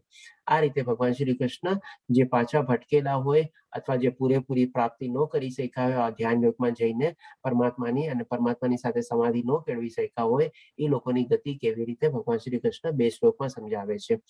આમાં હજી આપણને જેમ કે પ્રેક્ટિકલ હજી ઓર રિલેવન્ટ જો દાખલો જોતો હોય આપણે તો એ રીતે બી લઈ શકીએ. જેમ કે આજકાલ છે ને બધા આપણે ભણતા કરતા હોઈએ તો માની લો કોઈ ક્લાસની ફાઇનલ એક્ઝામ થઈ હોય અને ફાઇનલ એક્ઝામમાં કોઈ કારણસર ફેલ થયા હોય તો શું છે બધું એનું જોવાય કે ભાઈ એટેન્ડન્સ કેટલી છે, એક્સ્ટ્રા ક્યુરિક્યુલર એક્ટિવિટીઝ કેટલી છે, આ કેટલી છે બધામાં જો નેગેટિવ અથવા એવરેજ આવે તો કહેવાય કે ફરીથી પાછું પોતાનો ક્લાસ કરવાનો એટલે કે આપવાનો એટલે દેટ મીન્સ આ કેટેગરીમાં આપણે કહી શકીએ. અથવા તો માની લો ના ભાઈ એટેન્ડન્સ ને બધું બરાબર છે, મિડ ટર્મમાં કે સેમિસ્ટરમાં સારા માર્ક્સ આવ્યા છે, એક્સ્ટ્રા ક્યુરિક્યુલર એક્ટિવિટીઝમાં સારા છે, ફાઇનલ એક્ઝામમાં 4-5 પેપરમાં સારા છે, 1-2 પેપરમાં ઓલા છે, તો એને શું કે ભાઈ ઠીક છે તું 1-2 પેપરની એક્ઝામ આપ અથવા તો ફરીથી આખી ફાઇનલ એક્ઝામ આપ, પણ નહીં કે તારે આખું વર્ષ કરવું પડશે. આ રીતે આપણે એને એક્ઝામ્પલ રીતે લઈ શકીએ આ 2 શ્લોકને. હવે આવા એક યોગી છે જે નારદ મુનિનો ફોટો છે કે ડેફિનેટલી જેમણે ભગવાન શ્રી કૃષ્ણની આપણે પ્રાપ્તિ કરેલી હતી આધ્યાત્મ રીતે અને આત્મ સાક્ષાત્કાર થયેલો હતો. હવે આપણે આમ શોર્ટમાં જોવા જઈએ તો હવે એક જ શ્લોક એક ઇમ્પોર્ટન્ટ શ્લોક બાકી છે જેમાં ભગવાન શ્રી કૃષ્ણ એનું સોલ્યુશન રૂપે આપણને બતાવે છે કે આટલી ચીજ અઘરી હોય તો હવે આજના કળિયુગમાં કરવું શું. એના માટે આપણે પહેલા આ ચીજ સમજી લઈએ કે ભાઈ આપણે અત્યારે જેમ કે 3જા અને 5મા અધ્યાયમાં જે કર્મયોગ હતો એમાં આપણે જાણી ગયા કે ભાઈ કર્મ કરવાનું છે, કેવી રીતે કર્મ કરવાનું છે, નિષ્કામ કર્મ કરવાનું છે, અકર્મ, વિકર્મ અને સકામ કર્મ એ બધા વિશે જાણ્યા આપણે એટલે કે કર્મયોગ આપણે પૂરેપૂરો જાણી લીધો. પછી જ્ઞાન યોગ, બીજા અધ્યાયમાં આપણે આત્મા વિશે જ્ઞાન મેળવ્યું, ચોથા અધ્યાયમાં આપણે ઓર એડિશનલ જ્ઞાન મેળવ્યું, ભગવાન શ્રી કૃષ્ણ વિશે જ્ઞાન મેળવ્યું, ક્યારે કેવી રીતે એને સુખામે ઉતારે છે, પછી આપણને ભગવાન શ્રી કૃષ્ણમાં થોડું ઘણું ઓર આપણને જ્ઞાન આપ્યું. આ રીતે જ્ઞાન યોગ બી આપણે જાણી લીધો. હવે આપણે અષ્ટાંગ યોગ, આ 6થા અધ્યાયમાં આપણે અષ્ટાંગ યોગ બી જાણી લીધો. આમાં બીજો અને ચોથો આપણે કનેક્ટ કરી શકીએ, આમાં ત્રીજો અને 5મો કરી શકીએ અને આમાં 6થો અધ્યાય આપણે કનેક્ટ કરી શકીએ. દેટ મીન્સ કે આપણે અત્યાર સુધી જ્ઞાન યોગ, ભક્તિ યોગ, અષ્ટાંગ યોગ અને કર્મયોગ બધું જાણી લીધું. હવે આ બધા યોગનો અલ્ટિમેટ ડેસ્ટિનેશન શું, અલ્ટિમેટ રિઝલ્ટ શું? આપણે જે કર્મયોગ બી કરીએ છીએ તો કર્મયોગ બી આપણે શું કરીએ, કૃષ્ણમીન ભાવનાથી આપણે બધી કરીએ છીએ, બધા આપણા કર્મોને અર્પિત કરીને કરીએ છીએ. જ્ઞાન યોગ બી શું, આપણે જે બધું નોલેજ મેળવ્યું એ બધું અલ્ટિમેટ એમ શું કે ભગવાનની ભક્તિ કરવાની. અષ્ટાંગ યોગ બી શું, એનો અલ્ટિમેટલી મેઇન એમ શું છે તો કે ભાઈ ભગવાનની પ્રાપ્તિ કરવી, પરમાત્માની પ્રાપ્તિ કરવી. એટલે કે આ બધી ચીજ દ્વારા આપણે અલ્ટિમેટ જે આપણો ફાઇનલ ગોલ અથવા ફાઇનલ ડેસ્ટિનેશન અથવા ફાઇનલ જે આપણો ઓબ્જેક્ટિવ જે છે એ શું છે તો કે ભાઈ ભગવાનની પ્રાપ્તિ કરવી, પરમાત્માની પ્રાપ્તિ કરવી. અને આપણે જેને કે ને આપણે આપણી જે આત્મા પરમાત્માથી વિખૂટી પડી ગઈ છે એને આપણે આગળ પકડીને આપણે એના ઘરે આપણે પહોંચાડવાની. જેમ એક બાળક હોય ક્યારે સ્કૂલેથી વહેલી છૂટી પડી ગઈ હોય અને કોઈ ન આવ્યું હોય અને પોતે રસ્તો ભૂલી જાય મારે ઘરે કેવી રીતે પહોંચવું, તો કોઈ એને શું આંગળી પકડીને એના ઘર સુધી પહોંચાડે. જે પ્રમાણે બાળક એનું બધું ઘરનું વર્ણન કરે કે આ રોડ છે, આવી રીતે છે, લેન્ડમાર્ક ને બધું આપે એ રીતે. તો આ બધું જ્ઞાન ને બધું મેળવી લીધા પછી આપણું અલ્ટિમેટ ડેસ્ટિનેશન શું છે તો કે ભાઈ ભગવાનની પ્રાપ્તિ. ભગવાનની આપણે એની પાસે આપણે જે વિખૂટા પડેલા છે એમની પાસે આપણે પાછું જવું, એટલે આપણા ઘરે પાછું જવું આપણે. તો હવે આ બધી ચીજો છે ને આપણને એક એક સ્ટેપ બાય સ્ટેપ જો આપણે કરતા જઈએ તો આપણને ભગવાનની પ્રાપ્તિ થાય. પણ આ બધી ચીજ માટે આજના કલયુગમાં આપણી પાસે ટાઈમ છે?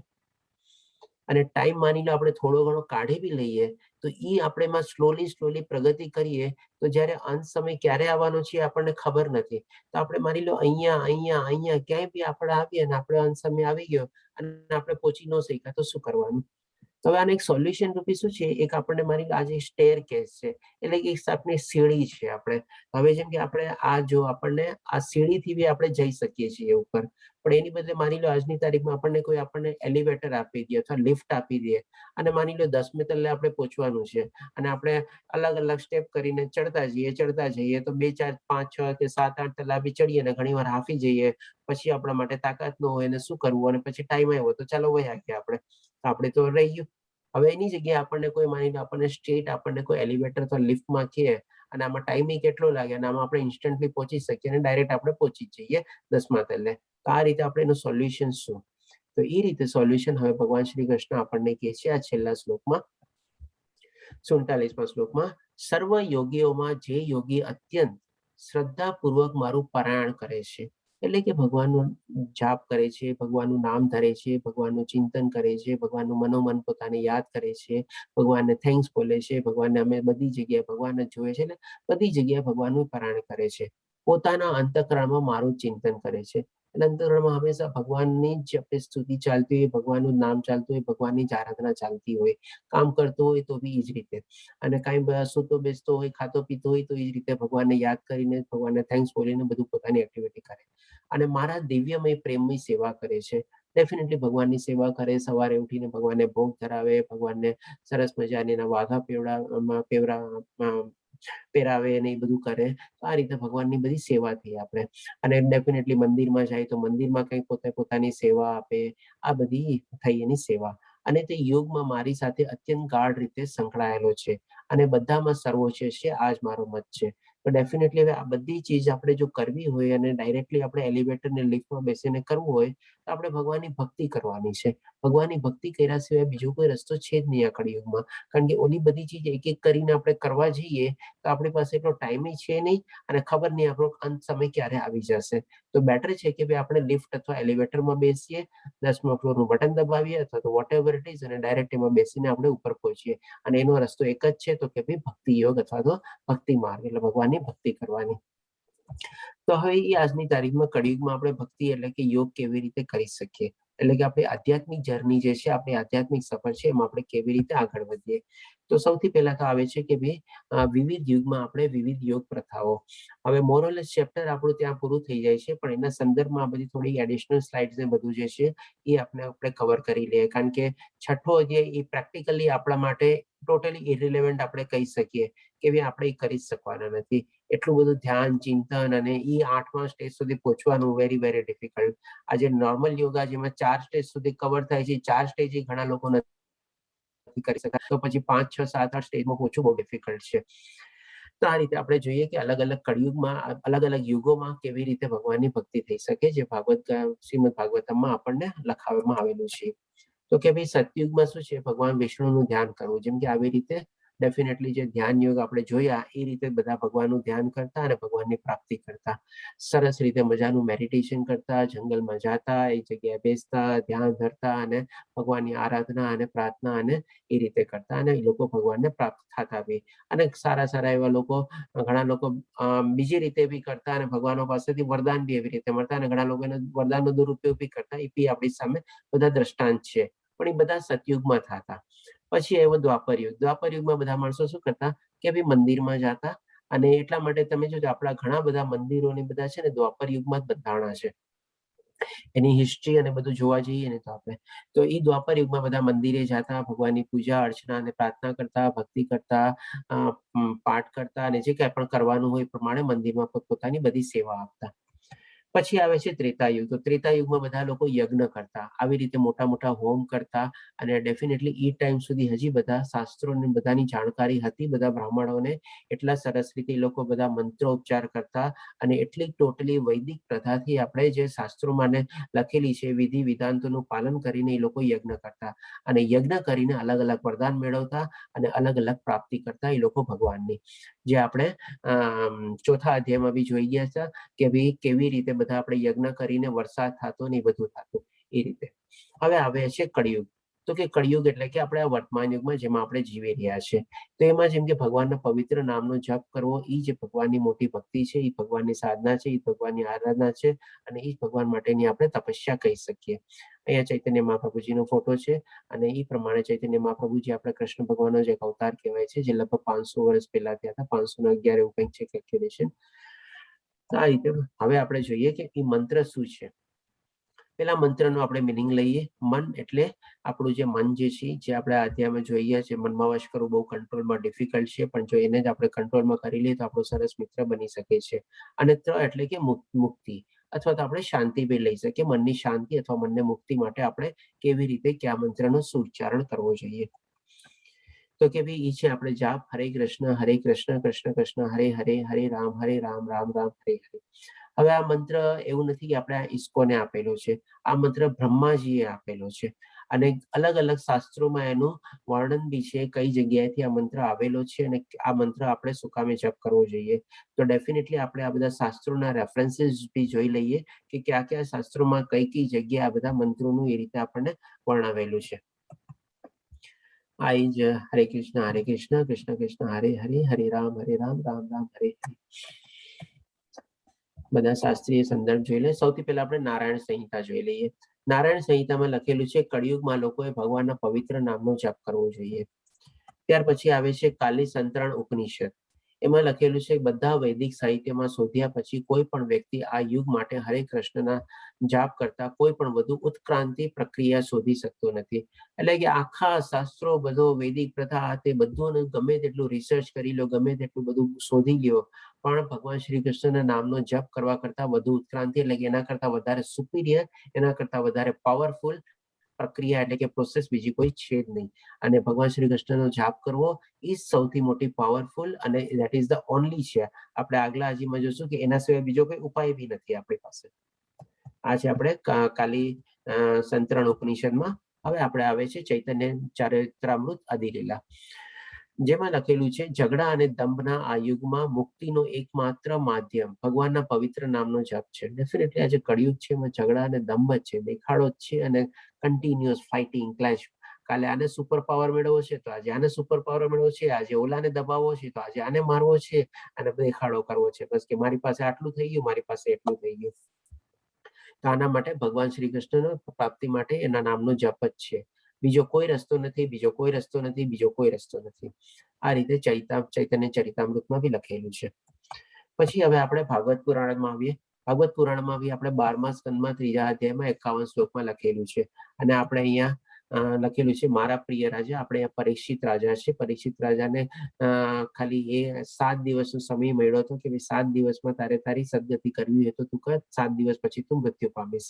તને નાગ આવશે, સોરી કોઈક સાપ આવશે, ડંખશે અને તારે મૃત્યુ થશે. તો આ રીતે પછી જાય છે, શરણાગતિ લે છે અને કહે છે મને જ્ઞાન પ્રદાન કરો કે જેથી કરીને મારી મુક્તિ થાય. એટલા માટે એ કહે છે મારા પ્રિય રાજા, જો કે કળિયુગ દોષોથી ભરેલો છે પણ આ યુગ એક વિશેષ ગુણ હજી છે, તે છે હરે કૃષ્ણ મહામંત્રનો જાપ કરવાથી જો વ્યક્તિ ભૌતિક બંધનમાંથી મુક્ત થઈ શકે છે અને ભગવાનના ધામમાં જઈ શકે છે. તો અહીંયા એ પરીક્ષિત મહારાજને જ્ઞાન આપે છે કે ભાઈ આ કળિયુગ ભલે ગમે તેટલું ખરાબ હોય, ગમે તેટલા એમાં દોષો હોય, ગમે તેટલા એમાં બધા અલગ અલગ આપણે કહી શકીએ કે ભાઈ દુર્ગુણો ને બધાથી ભરેલું હોય, પણ એક સારી ચીજ છે. એને કહે ને કે ભાઈ every cloud has a silver lining. એવી રીતે એ સારી ચીજ શું છે કે ભાઈ ખાલી ભગવાન શ્રી કૃષ્ણના મહામંત્રનો જાપ કરવાથી પણ બધા ભૌતિક બંધનમાંથી આપણે મુક્ત થઈ શકીએ છીએ અને ભગવાનની પ્રાપ્તિ થઈ શકીએ છીએ, અથવા તો કૃષ્ણલોક અથવા વૈકુંઠ લોકમાં આપણે જઈ શકીએ છીએ. આ શ્રીમદ ભાગવત પુરાણમાં લખેલું છે. અને બીજા આપણે ડેફિનેટલી ભગવદ્ ગીતામાં બી આપણે જોશું 10મા અધ્યાયના 25મા શ્લોકમાં. 10મો અધ્યાય એટલે કે વિભૂતિ વર્ણન. વિભૂતિ વર્ણનમાં 25મા શ્લોકમાં લખેલું છે ભગવાન શ્રી કૃષ્ણ પોતે કહે છે કે યજ્ઞોમાં પવિત્ર નામનો જાપ હું છું. હવે આપણે જે યજ્ઞો એટલે કે આપણે જે ભગવાન આપણે ઇન્દ્રિયોને કંટ્રોલ કરવાની બધું જે યજ્ઞ કરીએ છીએ એમાં સૌથી મોટો પવિત્ર નામનો જાપ હું પોતે જ છું. એટલે એ રીતે ભગવાન શ્રી કૃષ્ણનો જો આપણે જાપ કરીએ તો આપણે ડેફિનેટલી ભગવાનની પ્રાપ્તિ કરી શકીએ છીએ. અહીંયા શ્રીલા પ્રભુપાદાજીનો ફોટો છે. હવે આપણે જોઈએ કે જાપ કરતી વખતે શું શું કરવું જોઈએ અને શું ન કરવું જોઈએ. આપણે શોર્ટમાં જોઈ લઈએ, જેમ હોય ને ડૂઝ અને ડુ નોટ્સ. મારા ખ્યાલથી આપણે બીજા અધ્યાય જયારે કમ્પ્લીટ કર્યો ત્યારે આપણે કીધેલું કે આપણે જે લોકો માળા એટલીસ્ટ એક માળાનો નિયમ લ્યો અને એક માળા જપવાનું શરૂ કરો તો એટલીસ્ટ થોડા ઘણા આપણા જે આધ્યાત્મિક કર્મો છે એ થવાના શરૂ કરે. ડેફિનેટલી આપણો સારા કર્મ કરતા જશો, બધું કરતા જશો, પણ એક માળા કરો અને એક માળા સરસ ધ્યાનથી મનથી કરો. શરૂઆત કરશો તો કદાચ 15 મિનિટ લાગશે અને જો તમે ઓલરેડી થોડું ઘણું કરતા હશો તો 10 થી 11 મિનિટમાં એ પૂરી થઈ જશે. એનાથી વધારે ટાઈમ નહીં લાગે. તો એ રીતે ડેફિનેટલી આપ સૌએ મારા ખ્યાલથી કેટલા જણા શરૂ કરી આઈ ડોન્ટ નો. જો આપ સૌએ કરેલી હોય શરૂ તો ચેટ બોક્સમાં લખી બી શકશો, મને જાણીને ઘણી ખુશી થશે. તો એ રીતે આપણે હવે જોઈએ કે માળા કરતી વખતે બી આપણે શું કરવું જોઈએ અને શું ન કરવું જોઈએ. તો કે ભાઈ હરે કૃષ્ણ મહામંત્રનો જાપ આપણે શરૂ કરતા પહેલા પંચતત્વનો જાપ કરવો જોઈએ. જી ગુરુનાથજીનો મેસેજ આવી ગયો, કેતુલ પ્રભુજીનો આવી ગયો 16. વેરી ગુડ, ખૂબ ખૂબ ધન્યવાદ, ખૂબ ખૂબ ખુશી થઈ. ચાલો 16 થી આપણે ઓપનિંગ કર્યું તો હવે એનાથી નીચે જે હોય એ પણ કરી શકે છે, એમાં વાંધો નથી, પણ આપણે જણાવી શકો છો. 2 જણા 16 કીધી તો મને ઘણી ખુશી થઈ. Okay, very good. તો ડેફિનેટલી આપણા લાઈફનું એક અલ્ટિમેટલી ટાર્ગેટ આપણે એ જ બનાવવાનું છે કે ભાઈ દિવસની 16 માળા જપવાની. પણ ભલે ઓકે, 1 માળાથી શરૂઆત કરો, આસ્તે આસ્તે 16 ભગવાનની ઈચ્છા હશે ને તો એ પોતે જ પહોંચાડી દેશે. તમારે વધારે પછી મહેનત નહીં કરવી પડે. વધારે મહેનત ખાલી ફક્ત 1 માળા જપમાં કરવી પડશે અને 1 માંથી 4 માં તમને જેટલો એફર્ટ લાગશે ને એના કરતા 10મા ભાગનો એફર્ટ તમને 4 માંથી 16 કરતા લાગશે. જોજો, આઈ બેટ ઓન ધેટ. કારણ કે આ મારો પોતાનો અનુભવ છે. મેં પણ કઈ 16 માળાથી શરૂઆત નહોતી કરી. મેં પણ શરૂઆત 1 માળાથી જ કરી હતી અને 1 માંથી મને બહુ શોર્ટ ટાઈમમાં હું 16 માળાનું ટાર્ગેટ મેં અચીવ કરી લીધું હતું. તો ડેફિનેટલી આપ પણ એ પ્રમાણે કરતા રહ્યો. રાજેન્દ્ર બાબુજી 5 માળા, વેરી ગુડ. તો હવે આપણે જેમ કે સવારે આપણે જે પ્રાર્થના લઈએ છીએ એમાં જેમ કે દીપ્તિ માતાજી બોલે છે, જય શ્રી કૃષ્ણ ચૈતન્ય પ્રભુ નિત્યાનંદ શ્રી અદ્વૈત ગદાધરા શ્રીવાસદી ગૌર ભક્ત વૃંદા. તો એ આપણે એમાં પંચતત્વ એટલે કે 5 ભગવાનને આપણે ભગવાનના જે મિત્રોને બધા હતા એને આપણે યાદ કરીએ છીએ. એ આપણે મંત્ર શરૂ કરીએ અને પછી આપણે હરે કૃષ્ણ કૃષ્ણ કૃષ્ણ હરે હરે, હરે રામ રામ રામ હરે હરે 108 વાર આપણે માળા જપીએ છીએ. તો એ આપણે પૂરેપૂરો એ મંત્રનો જાપ કરવો જોઈએ. પછી આ છે પંચતત્વ મંત્ર, એ જે આપણે હું જે બોલ્યો આપણે. હવે પછી આપણે જપ કરતી વખતે બધાને સંભળાય એ રીતે કરવું જોઈએ. હવે આનું બી થોડું ઘણું થશે, હું બધાને સમજાવી દઈશ કે આપણે શું શું રીઝન છે આ બધું કરવાનું. એટલે I will also do it one mala. ધન્યવાદ કૈલાશ પ્રભુજી. ઓકે, કે ભાઈ આપણે શું કામે બોલીને કરવો જોઈએ? એના 2 રીઝન છે. એક તો શું છે કે આપણે જે બોલીએ મંત્ર ત્યારે આપણી આજુબાજુ બધા છે મનુષ્ય તો હોય જ છે, ઘરવાળા મેમ્બર હોય કે ગમે તે હોય, ઓફિસમાં હોય કે ક્યાંય બી હોય તમારે, પણ આજુબાજુ છે ને ઘણા બધા એવા જીવ જંતુઓ અને પ્રાણીઓ બી ક્યારેક ક્યારેક હોય છે આપણી બાજુમાં, અને એ લોકોની અંદર બી છે ને આત્મા છે. હવે જયારે આપણે હરે કૃષ્ણ નામનો જે મંત્ર જપ કરીએ છીએ ને, તો એ મંત્રનો જાપ છે ને બધી આત્માને છે ને બહુ ખુશી આપે છે અને બહુ આનંદ આપે છે, કારણ કે આત્માને હંમેશા આનંદ જોવે છે. મેં એક દ્રષ્ટાંત આપ્યું હતું કે આપણે આજની તારીખમાં આપણને જે કોઈ ગીત ગમતું હોય અને ક્યાંય બી જાતા આવતા હોય, જરાક આમ ગીત વાગતું હોય, આપણા કાન તો પેલા વયા જ જાય, આપણે જરા સાંભળી લઈએ. એવી રીતે જયારે પણ આ હરે કૃષ્ણનો મંત્ર જાપ થતો હોય ને, તમે જોજો આજુબાજુ જેટલા બી લોકો હશે ને, થોડીક વાર એ લોકોને કુતૂહલ રીતે જોશે. જો નહીં સમજાય તો માની લો કોઈ ફોરેનર હોય તો એ લોકોને લેંગ્વેજ નહીં સમજાય, પણ એટલી સાંભળશે તમારે. તો આ રીતે એને પણ શાંતિ આપશે અને જીવ જાનવરોને બી શાંતિ આપશે. અને બીજું એ છે કે તમે જયારે પોતે બોલીને સાંભળતા હશો તો એ જાપ તમારા વાચા દ્વારા બહાર નીકળે છે અને કાન દ્વારા પાછું અંદર બી જાય છે, એટલે એ પણ મન એકને એને સંભળાય બી છે. તો એ રીતે બી એક આપણું મન કંટ્રોલમાં રહી શકીએ આપણે. આ છે આપણે એને બોલીને આપણે કરવો જોઈએ કે જેથી કરીને આપણને પોતાને બી સંભળાય અને બહાર બી એનો અવાજ જાય, થોડું ઘણું સાઉન્ડ જાય. પછી બીજું છે આપણે દરેક નામનો સ્પષ્ટ રીતે હરે કૃષ્ણ કૃષ્ણ કૃષ્ણ હરે હરે, હરે રામ રામ રામ હરે હરે. એમની હરે કૃષ્ણ આપણે શું પેલા શું રીતે કામ નહીં, એ રીતે ન હોવું જોઈએ. અને આદર ભક્તિ અને એકાગ્રતા સાથે જાપ કરવો જોઈએ. ડેફિનેટલી આપણે જયારે માળા જપીએ અથવા મંત્રોનું ઉચ્ચારણ કરીએ, આપણે ભગવાનનું નામ લઈએ છીએ ને, તો એને આદર આપવાનો. આપણે કઈ બીજું તો નથી કરતા. ભક્તિ આપણા પોતાના અંદરમાં મનમાં એવો ભક્તિ ભાવ આવવો જોઈએ. અને એકાગ્રતા, ડેફિનેટલી માળામાં આપણી એકાગ્રતા આપણે કેળવી શકીએ ત્યારે તો એટલીસ્ટ બીજા કોઈ આજુબાજુ ના ન હોય એમને કે માળા કરે એ ગેસ બંધ કરી દેજે, તો એ ઓલો કરતો, એ ઓલાને ફોન લગાડતો, એ જોતો ઓલાનો કઈ મેસેજ આવ્યો છે કે નહીં, એવું બધું ન હોવું જોઈએ. પૂરી એકાગ્રતાથી આપણે એ રીતે માળા કરવાની. પછી ડેફિનેટલી તમે કોઈ પણ જગ્યાએ બેસીને અથવા ચાલતા અને કોઈ પણ દિશા તરફ મુખ રાખીને જપ કરી શકો છો. આમાં કોઈ ડેફિનેટલી કોઈ વાસ્તુશાસ્ત્ર કે કોઈ એપ્લાય થતું નથી, કોઈ દિશા બી નથી. તમે આપણે જેમ રસ્તામાં ચાલતા કરતા હોય તો મનમાં ને મનમાં આપણે જાપ કરી શકીએ છીએ. ત્યાં થોડુંક આપણે ઓછું જોશથી બોલીએ, પણ એટલીસ્ટ આપણા મનમાં ને મનમાં બી આપણે બોલી શકીએ છીએ. આનો મતલબ એમ છે કે ભાઈ આપણે જેમ ઓલા શ્લોકમાં આવ્યું છે ને, સદાય મારું ચિંતન કરતો હોય અથવા તો નિરંતર મારું ચિંતન કરતો હોય, એ રીતે આપણે આ શ્લોકને લઈ શકીએ છીએ કે આપણે ભગવાનને યાદ કરતા કરતા આપણે મંત્ર જાપ કરતા રહીએ તો ઓટોમેટિકલી ભગવાનનું ચિંતન અને થઈ જ જાય આપણે. પછી કોઈ પણ સમય જાપ કરી શકો છો. વહેલી સવારના કરો તો બહુ જ સારું છે. ઘણા લોકો બ્રહ્મ મુહૂર્તમાં ઉઠી જાય છે અને 16 માળાનો જો એ લોકો નિયમ લીધો હોય તો બ્રહ્મ મુહૂર્તમાં ઉઠીને 2 કલાકમાં પોતે 16 માળા સરસ રીતે સંપન્ન કરી લે છે, કમ્પ્લીટ કરી લે છે. પછી દેટ મીન્સ આખો દિવસ ફ્રી રહે છે અને આખો દિવસ પણ એને બહુ સરસ લાગે છે. અને જો એ રીતે ન થાય તો બ્રેક કરીને અલગ અલગ ટાઈમમાં બી આપણે કરી શકીએ છીએ. અને ડેફિનેટલી સ્નાન કરતા પહેલા અથવા પછી પણ કરી શકો છો. જો સ્નાન કર્યા પછી કરીએ તો બહુ જ સારું, પણ ઘણી વાર કોઈક એવી બીમારી હોય જેને બેડ રિડન હોય અને સ્નાન કરવું ને એવું બધું એના માટે પોસિબલ ન હોય તો ડેફિનેટલી સુતા સુતા બી માળા જપ કરી શકે છે. અને ગણતરી રાખીને જપ કરવો. ડેફિનેટલી માળા જો હાથમાં હોય તો પછી એમાં આપણે ગણતરી કરવાની રહેતી નથી, ઓટોમેટિકલી બાય ડિફોલ્ટ કાઉન્ટ થઈ જ જાય છે આપણે. પણ જો આપણે માળા ન હોય હાથમાં અને વગર માળાએ આપણે મંત્ર જપ કરવો હોય તો એની પણ એક રીત છે. આપણે એક તો છે ઓલું કાઉન્ટર મશીન રાખીને કરી શકો છો, આવે છે માર્કેટમાં. અને જો ઈ પણ ન હોય તો આપણે આંગળીના વેઢામાંથી આપણે કરી શકીએ. જેમ કે 3, 3, 6, 3, 9 ને 3, 12. 12 થઈ ગયા, પછી અહીંયા 1 કાઉન્ટ કરવાનો, પછી પાછું 12, પછી 2, એટલે કે 12 9 3800. એટલે કે અહીંયા 12 કરીને અહીંયા આપણે 9 સુધી પહોંચી ગયા, એટલે કે એક માળા આપણી કમ્પ્લીટ થઈ ગઈ. તો આ રીતે આપણે માળાને કમ્પ્લીટ કરી શકીએ છીએ વગર માળાએ બી અને વગર કાઉન્ટરે બી. એટલે કે આપણે એના માટે આપણને કોઈ ચીજની કાંઈ જરૂર નથી. જ્યારે આપણે ચાહીએ ત્યારે ભગવાનનું નામ લઈ શકીએ છીએ. અને હવે ડુ નોટ્સ આવે છે કે આ બધું હતું ડૂઝ, હવે ડુ નોટ્સ શું ન કરવું જોઈએ આપણે.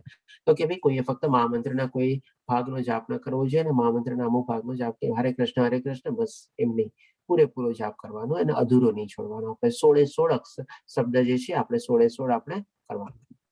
પછી માળા પર જપના મણકો જે માળા હોય ટોપ મોસ્ટ એકદમ જે માળામાં જે મણકો આપણે કહી શકીએ એને આપણે કૃષ્ણમાલા પર જપ ન કરવો જોઈએ. એટલે કે આપણે એક સાઈડ અહીંયાથી આપણે શરૂ કરી 108 સુધી પહોંચી ગયા, પછી પાછું મણકો આવ્યો તો ત્યારે આપણે માળાને આમ કરીને આમ રોટેટ કરી દેવાની, ઘુમાવી દેવાની અને ફરીથી પાછી માળા શરૂ કરી દેવાની. પણ એને આપણે ઓળંગવાની નહીં, એને સરપાસ નહીં કરવાની, એને ઓવરટેક નહીં કરવાની. એનો મતલબ એ છે કે ભાઈ ભગવાન શ્રી કૃષ્ણને રિપ્રેઝેન્ટ કરે છે અને આપણે એના બસ ચરણને ખાબડી આપણે સ્પર્શ કરવાની, પણ એને ઓળંગવાની નહીં, કે એના માથા ઉપરથી ટપીને આપણે એમ નહીં જવાનું. કારણ કે આપણો એટલો કોઈ પાવર નથી, આપણે એટલી શક્તિ નથી કે આપણે એને ઓળંગી શકીએ. આપણે એના બી ઉપરવટ થઈ શકીએ.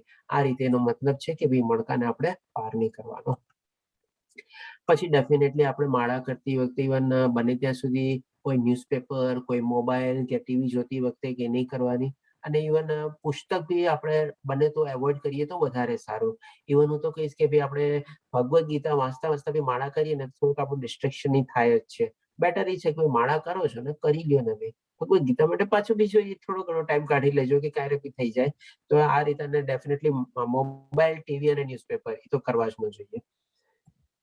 અને હવે આપણે જોઈએ કે જાપ કરવાના લાભ શું છે. આપણે ઘણા બધા લાભ છે, એવી જોશું આપણે. તો કે ભાઈ આપણે પાપની પ્રકૃતિથી પ્રતિક્રિયાઓથી સ્વતંત્ર થાય છે. આપણે જે કાંઈ પણ જાણતા અજાણતા કે પાપ થઈ જાય છે એ બધાથી આપણને મુક્તિ મળી જાય છે.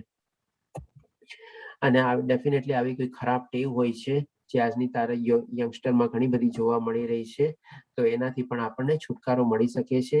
અને એક આપણે હેબિટ રીતે આપણે જો કરી શકીએ છીએ કે સ્મોકિંગ, ડ્રિંકિંગ, આ તે બધું જે છે બહુ ખરાબ ચીજ છે. આપણે યંગસ્ટરને ત્યારે બહુ ખોલી રીતે ઘેરી રહી છે.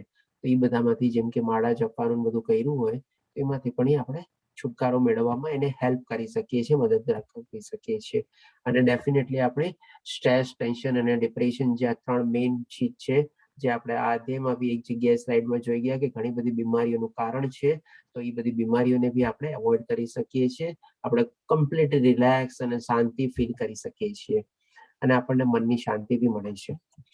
પછી આપણે શું છે વાસ્તવિક સુખ, એટલે કે જે કંઈ પણ બધું સુખ છે એ આપણે શું છે આ આપણે ભગવાનના નામમાં સુખ છે અને એ પરમાનન્ટ સુખ છે. બાકી ભૌતિક દુનિયાની બધી ચીજો આપણને ટેમ્પરરી સુખ છે અને એનાથી કોઈ આપણને આ લાંબુ સુખ મળતું નથી અને હંમેશ માટે બી મળતું નથી. પણ આપણે ભગવાનનું જો નામ જપીએ તો આપણને હંમેશા વાસ્તવિક સુખ મળે છે.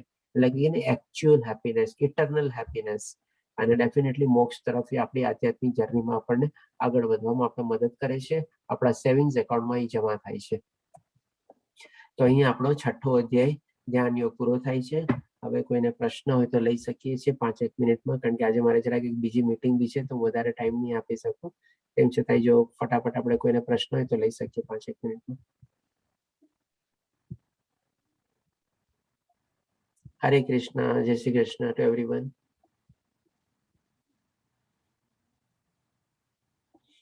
કોઈ પ્રશ્ન?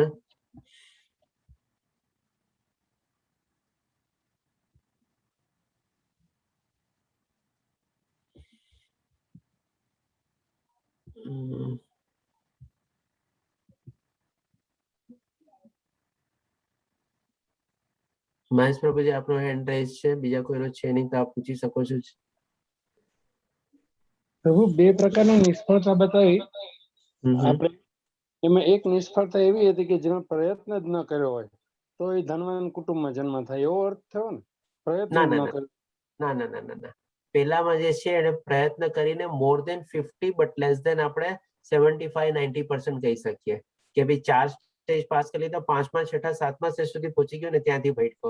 અને જે ઓવર એડવાન્સ કર્યો હોય, જે 6, 7 અને 8મા સ્ટેજ સુધી બી પહોંચવાની એકદમ હોય ત્યાં સુધી છે. પ્રયત્ન ન કર્યો હોય એનો આમાં નથી આવતું.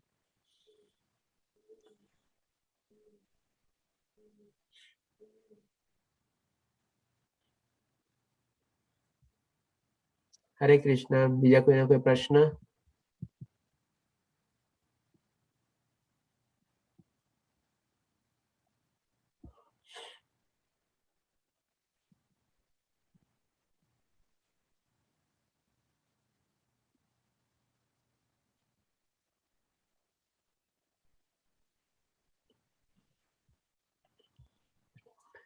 ચાલો, કોઈ પ્રશ્ન નથી તો આપણે વિરામ લઈએ આજે. હરે કૃષ્ણ. જય શ્રી કૃષ્ણ ટુ એવરીવન. હરે કાલનો હરે અધ્યાય બહુ સરસ શ્રી છે. કૃષ્ણ. અધ્યાય હરે 7 કૃષ્ણ. જય જ્ઞાન શ્રી કૃષ્ણ. વિજ્ઞાન યોગ. હા. તો રાજેન્દ્ર પ્રભુજી આપ કાલ જોડાઈ જજો ટાઈમથી અને માતાજી સાથે શ્લોકા પઠન લઈ લેજો. શ્યોર. 5:30. હા, 5:30. હરે કૃષ્ણ. હરે કૃષ્ણ. જય શ્રી કૃષ્ણ એવરીવન. હરે કૃષ્ણ. જય શ્રી કૃષ્ણ. હરે કૃષ્ણ, જય શ્રી કૃષ્ણ.